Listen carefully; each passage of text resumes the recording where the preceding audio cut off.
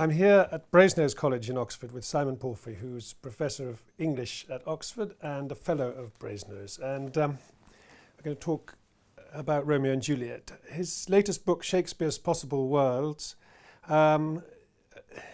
according to Julia Lupton at the University of California, establishes Simon Palfrey as one of the great Shakespeare scholars of our age. Very nice thing to have on your new book, Simon. But you've done for us an excellent guide on Romeo and Juliet, and that's what I want to ask you about today. I think you say that people always talk about Romeo and Juliet as being about love, but actually it's really about the rebellion of the heart, isn't it? It's about much more than just love. Yeah, it's the most famous love story in history in some basic way. But one of the interesting facts about Romeo and Juliet is that it's almost never played as Shakespeare wrote it, and this seems to have been true almost from the very beginning.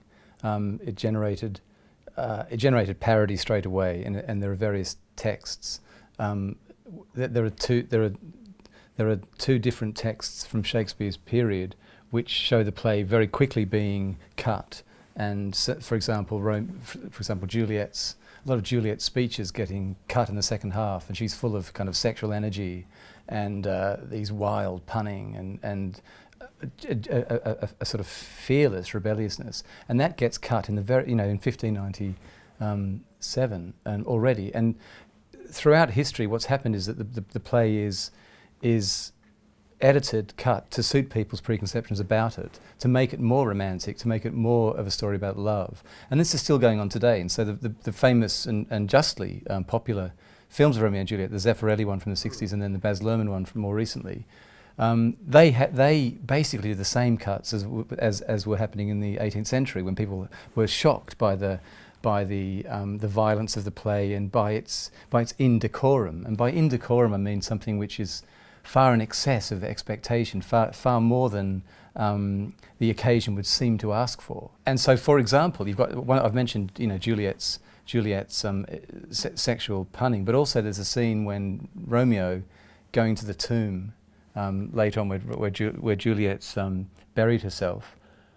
There's a scene in which we see Paris, who's the other suitor for Juliet, thinking that Juliet's dead. He walks up there and gives flowers and speaks this rather beautiful speech of praise and mourning for Juliet. And then it's in a very lyrical mode.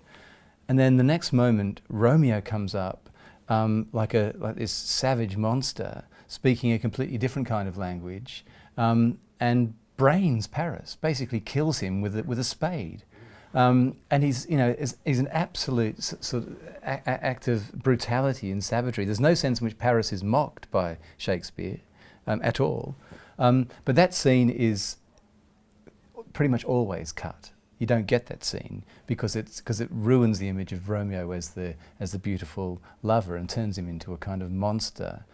He talks about the great maw of death and so forth in entering that. In the same way, Juliet is a figure who, I at the beginning of the book I talk about a particular moment when Juliet goes to her parents. They're talking about the marriage to Paris, which they've arranged for whenever it is, and she goes to her parents and says, "Yes, I'll see you in the morning. I'll see you in the morning. Good night, good night." And they sort of bless her. Chilling, isn't it? Yeah, and she knows full well that she will never see them again, and. We talk about the idea of Juliet as some sort of model for adolescent high-spiritedness or acting upon your desires or something. But this goes far, far beyond anything that we can actually countenance. Yes, Capilia Khan says, I think she says something like it's about a pair of adolescents trying to grow up and escape their parents. Yeah, and that seems to me to be far too bourgeois for this play and kind of patronising, really. Nothing against Capilia Khan's does some great work, but that particular judgment, I think that it suggests that there's a point, that there's an ideal, there's a sort of moderate or livable ideal to which Romeo and Juliet are aiming, something like a happy marriage or a marriage free from the constraints of elders or free from parental coercion, that idea. But and that's true in some sense. It's true that they want to be free from that kind of coercion. They want to be free to choose whoever they want to love and that sort of stuff. But what I always think about Shakespeare is the most important stuff, the stuff which is where the real energy is, the stuff which seems either unnecessary or superfluous or somehow kind of beyond what you might think is reasonable, and that's where it's really the action. So what I look at with Juliet is just the absolute excess of what she does. Not only having a sort of hissy fit and abusing her parents, but committing to this plot, and then having the coldness of heart and of mind to go to them and execute that plot. I mean, the idea that any sort of, I was going to say 17-year-old, but 13-year-old, saying that to their parents now, and not just saying I'm going to run away now, but actually committing to it. It's far more than a commitment to love. It's a commitment to a kind of excessive will. It's a desire which will annihilate community, which will be an end to family as it's been known, which destroys all relations with everyone she's ever known, apart from this one boy. It's extraordinary. I mean, you described love as like a sort of mythic force in this play, isn't it? And in a way, with Shakespeare, it's not controlled. It's not something you choose, is it? Or certainly in Romeo and Juliet, this idea that his first Romeo's first choice, Rosalind, that was a choice, but with Juliet it wasn't a choice. It was something which just had to happen. Is that right? Yeah, I mean, I think that Shakespeare in most of his plays never sees love as a choice, as something which we can decide upon. Yeah, you get taken by it. Possesses you. Yeah, exactly, and it's got a kind of demonic, diabolical force very often, not always, but very often, certainly in this play. I think that, but there's also ways in which it's not only that. I mean, I think Shakespeare's keyed into the notion of passion. He understands. This is, another way of saying this is a play about rebellion, but it's not. It's also a play about passion, and passion means suffering. That's what it means. It means to submit to things which are beyond your control. It's the opposite of action. Action means you will it, you decide something and you act upon it. Passion means things come at you and you suffer them.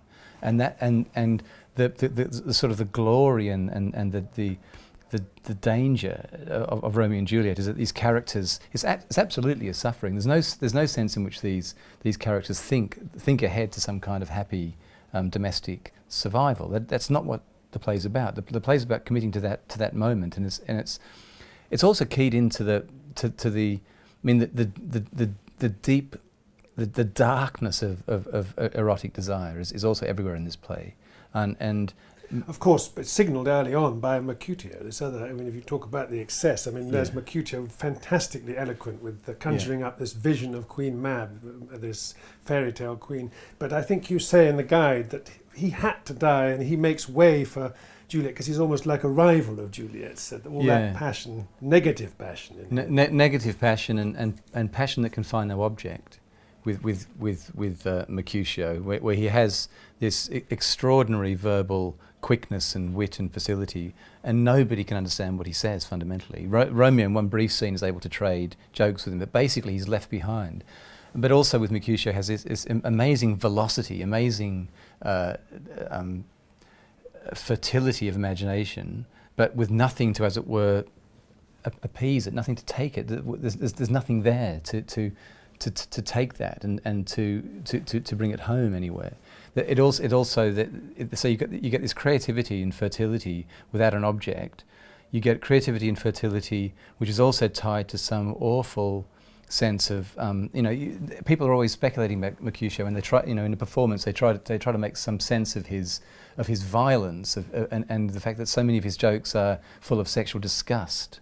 And so, is he in love with Romeo?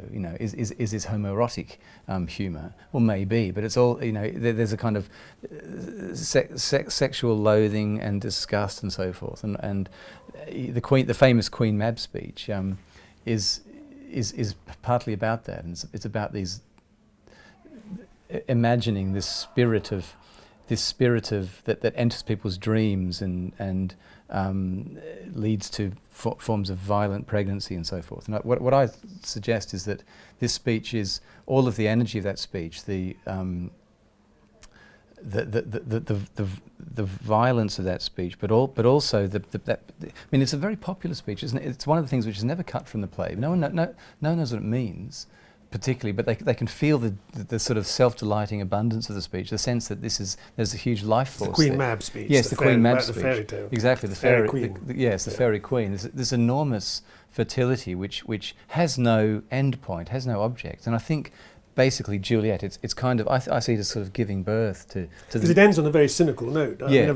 And so in a way, I suppose he's the opposite of Juliet. Is that the vision that he conjures up as the opposite in a sense? I think he's the opposite in that there's no future for Mercutio but also and Juliet is all about futures, you might say. But equally, he has to die, but so too does Juliet have to die. There's no possibility that Juliet's going to escape death ever. And that she commit, as I said already, her commitment to desire is absolutely a commitment to desire beyond all possibility of living. You know, the first thing that's said of her is, "My child is yet." Her father says, "My child is yet a stranger to the earth." You know, and he talks about how all his other children are in the earth, and she's my only child of the earth, and so she's somehow arriving out of the grave, you know, and she's going to return to that, and she you know she heads into the tomb, and so to the extent that Mercutio's sort of vision is one of terrible forms of kind of this. He reduces the world to these atomies, and the whole thing is an explosion which doesn't seem to have any object other than unrequitable desire or something like that. Juliet repairs that. Juliet sort of Juliet has the I mean, Mercutio never knows that Juliet exists. It's quite important. Of course he doesn't. Yeah. But she has all that faith and belief and determination to.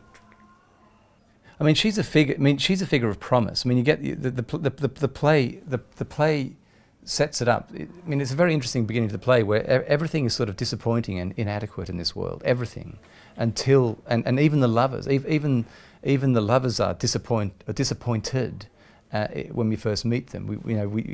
Romeo's not at the thing, not at the brawl at the start with all those stupid idiots fighting, and then he's alone in a forest. We don't see him. And then Juliet is invoked first by her father, and we don't see her. Then when we first meet her, she's surrounded, crowded out by the nurse and her mother, kind of refusing to let her speak. And so we know that Romeo and Juliet are going to be the heart of the play, and yet we don't actually get to really hear them. Romeo talks sort of cliches to his mate Benvolio. They don't really, as it were, arrive. They don't really come true until that moment when they see each other. And then instantly they come to full life. And that's so there's some sense in which this is magical and predestined, but it's predestined also by our desires. That's what we've been waiting for. And so there's a so to the extent there's hope, it's our hope as much as their hope. I mean, it's not that we don't see Juliet sitting around. Shakespeare doesn't give her soliloquies or something where she says, "Oh God, I'm bored," or "I really wish my true love would turn up." There's nothing like that at all. It happens with extraordinary suddenness.